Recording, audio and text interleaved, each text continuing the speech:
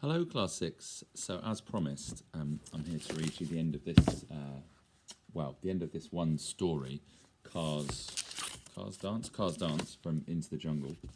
And just as a quick recap on where they are in the story right now. So, Shivani and Arjun have gone to, I was going to say steal, but get back Shivani's aunt's beautiful gold bowl, you can see there, which was taken away from her by the guards because Arjun kind of dropped her in it. So they're there to get it back, and they're using this plan of using Car to hypnotise the guards so that Arjun can pick the lock. And when we last finished on one of the last days of term, the plan had just been about to fall apart. So the crowd and the guards were successfully hypnotised, but then it said, and then the plan began to fall apart. And that was where I finished. So, here we go. Ready?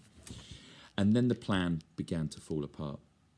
Car gave an unusually vigorous twist to his body, and his tail caught a loose rock in the paving and flicked it, skittering across the square to land at the guard's feet.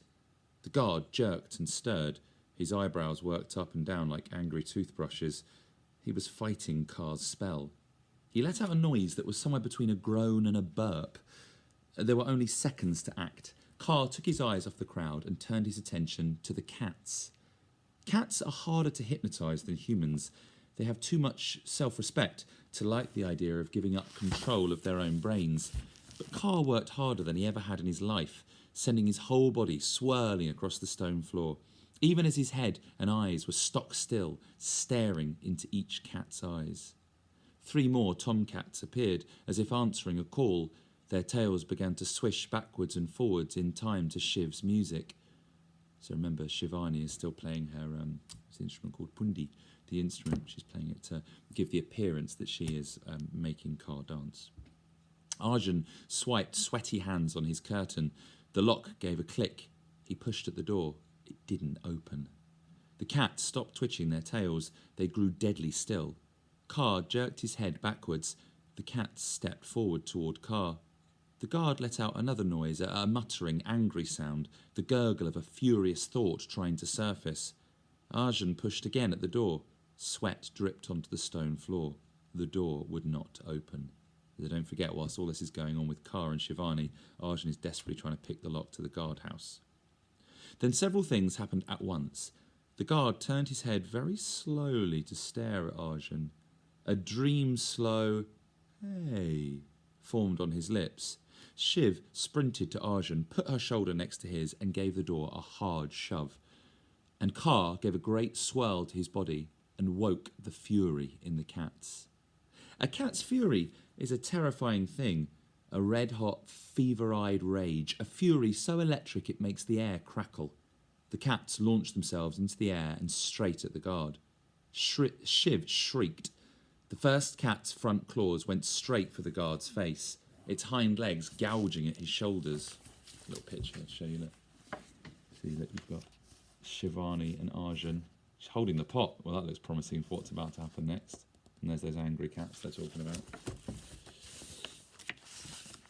There were cats on his head, on his back, biting at his neck, scratching at his eyes and clawing at the insides of both his nostrils. The door burst open. Arjun stood guard while Shiv darted inside and seized the bowl. "Run!" he called. "Now, quick, before they all wake up and stop us!" Shiv grabbed Car and swung him around her neck. Arjun grabbed her free hand, and together they ran as they had never run in their lives before, out of the square and down the side alleys, leaving a crowd of gently swaying men and women, and the cries of a single furious, cat-covered guard. Shiv waited until it was entirely dark before she crept out of the house that night. She lifted Car from his place above her doorframe and carried him in her arms to the kitchen. They stopped in front of the golden bowl as it stood, shining in the moonlight. In the middle of the shelf, Car, however, was looking not at the bowl, but at Shiv. He flickered his tongue against the soft skin between her thumb and forefinger. He had a sense already of what it was that Shiv planned to do. She pulled on shoes, trying to be silent, though the most silent human is as loud as a herd of elephants compared to a snake. and crept out into the dark.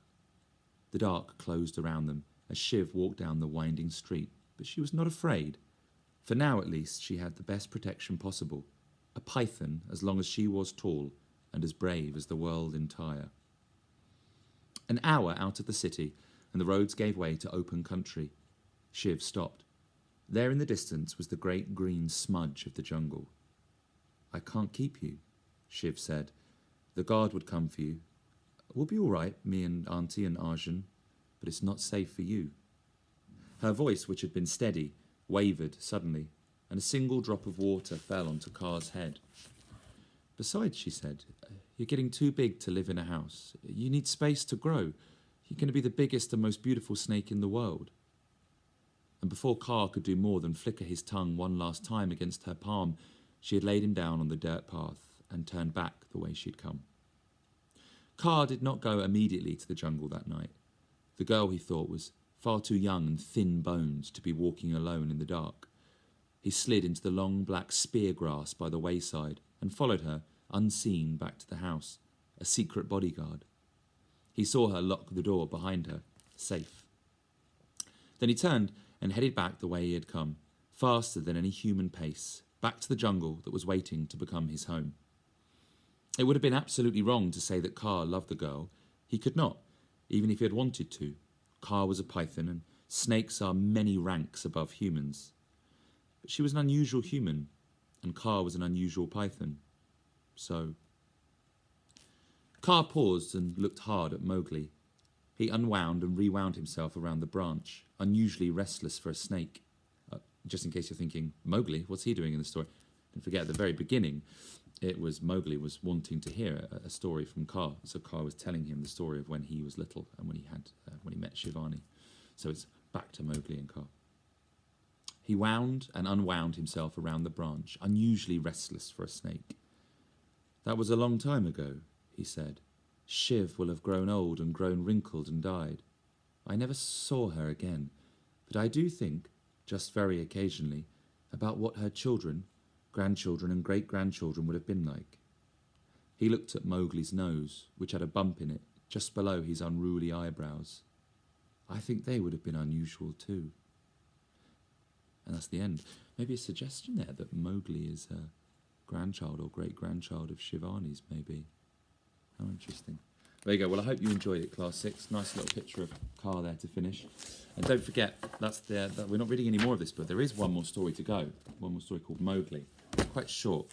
And this book obviously will be knocking around class. So if any of you really wanted to read that one, just ask when we come back, and you're more than welcome to borrow this book. And our book for next term, of course, is Mortal Engines by Philip Reeve, which is a sort of sci-fi adventure kind of epic, which we're reading. And obviously I'll make photocopies and things for our reading sessions, but if you wanted to have your own copy, you can pick them up pretty cheap second-hand now. So have a look, second-hand. If you want your own copy, you can get them for £1, £2, I think. So hope you enjoyed that. See you later, Class 6. See you after Easter. Have a good one. Bye.